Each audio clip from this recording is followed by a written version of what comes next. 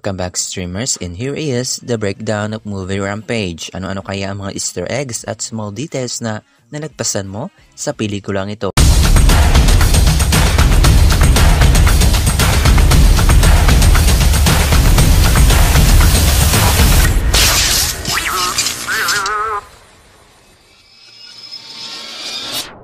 Before we begin, you can comment down below to join in my custom shoutout.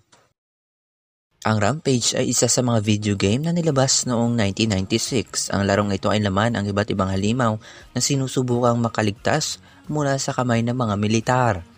Ang mga halimaw tulad ni George, ang higanting gorilla, Lizzie, ang napakalaking buwaya, at Ralph, ang higanting asong lobo. Ang video game na ito ay nagkaroon na ng pelikula at nariyan si Dwayne Johnson.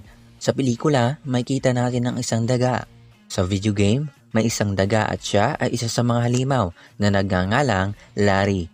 Maaaring ito ang halimaw na susunod na lilitaw sakali mang magkaroon ng sequel. Ang lang fans ng Rampage ay maaaring nagtataka sa kulay ng balahibo ni George.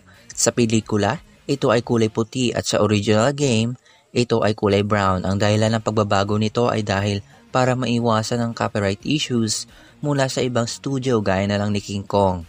Ang galaw at aksyon na nangyari sa ilang labanan ay halos hango rin sa video game kung saan winawasak nila ang mga gusali. At sa huling akto, mapapansin natin ang suot ni Claire at ito ay kulay pula. Isa ito sa mga reference mula sa video game kung saan ang isang babaeng nakasuot ng pulang dress ay isa sa mga karakter na pwede kang magkaroon ng power-up at pwede rin siyang kainin. Alright, there you have it friends. Ano-ano kaya ang mga Easter eggs at mga detalyeng nakita mo sa pelikulang ito? Just comment down below. Huwag mahihiyang mag-request at mag-suggest. Leave a like, subscribe my channel, push that bell. In the meantime, thanks for watching.